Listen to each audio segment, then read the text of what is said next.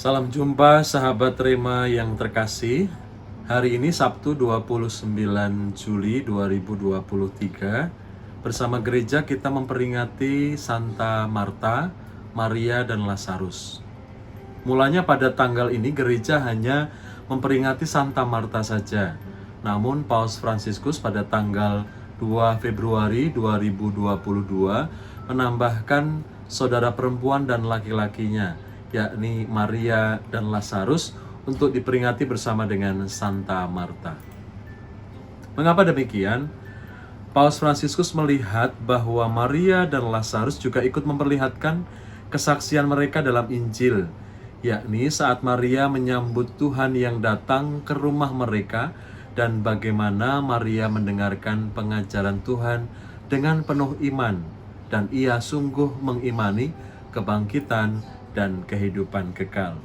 Sedangkan Lazarus menjadi pribadi yang muncul bangkit dari kubur atas perintah Yesus yang memperlihatkan bagaimana kuasa Allah untuk mengalahkan maut. Lazarus menjadi pribadi yang dijadikan contoh kebangkitan agar manusia percaya akan kehidupan kekal bersama dengan Allah. Sahabat Rema, bacaan yang akan kita renungkan hari ini dikutip dari Injil Yohanes bab 11 ayat 19 sampai 27. Saya mengajak Anda sekalian untuk merenungkan tema jangan suka mengatur Tuhan, biarkan hidup kita diatur Tuhan. Sahabat Rema yang terkasih, kisah kematian Lazarus tentunya membawa kedukaan bagi Marta dan Maria. Ini sama sedihnya seperti kita yang pernah punya pengalaman ketika orang yang paling kita cintai meninggal dunia, di mana duka dan tangisan tiada henti terurai dari mata kita. Dalam Injil dikisahkan bahwa ketika Yesus datang karena mendengar Lazarus meninggal dunia, hanya Marta yang menyambut Yesus sedangkan Maria tinggal di rumah. Mengapa? Karena Maria masih terlalu sedih dan sangat terpukul atas pengalaman kematian saudaranya ini. Perasaan kedukaan Maria ini sebetulnya mewakili perasaan kita bila kita pernah punya pengalaman yang serupa. Isak tangis, kelesuan, lemah tak berdaya, betul-betul hanya kesedihan yang terungkap pada saat kita ditinggalkan orang yang kita cintai. Nah, ini berbeda dengan Marta. Marta masih bisa menyambut Yesus ketika ia datang.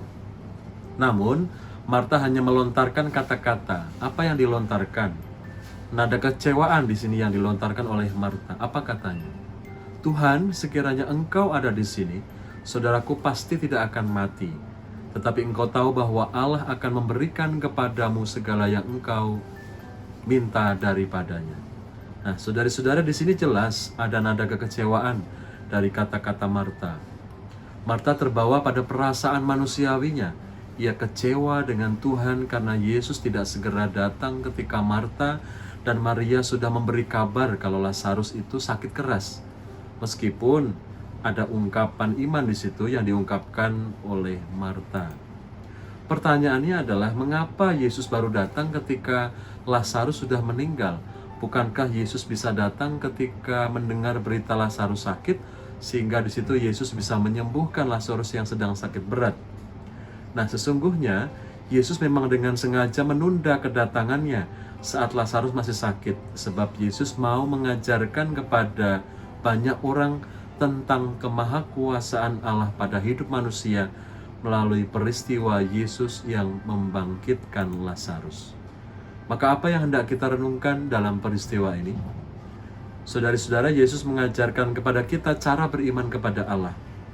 Cara beriman kepada Allah adalah dengan belajar rendah hati untuk menyerahkan seluruh hidup kita untuk diatur oleh Tuhan. Bukan kita yang mengatur Tuhan maunya seperti apa. Tuhan jangan diatur, tetapi biarlah manusia tetap berusaha, Tuhan yang memberkati dan merestui segala usaha dan rencana kita.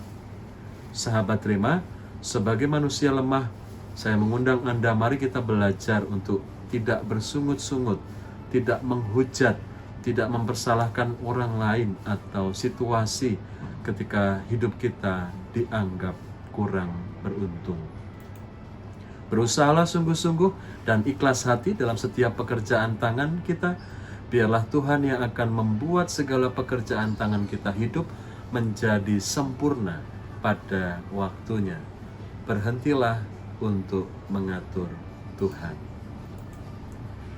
Semoga Allah memberkati keluarga-keluarga kita dalam nama Bapa dan Putra dan Roh Kudus. Amin. Keluarga Kudus Nazaret, doakanlah kami.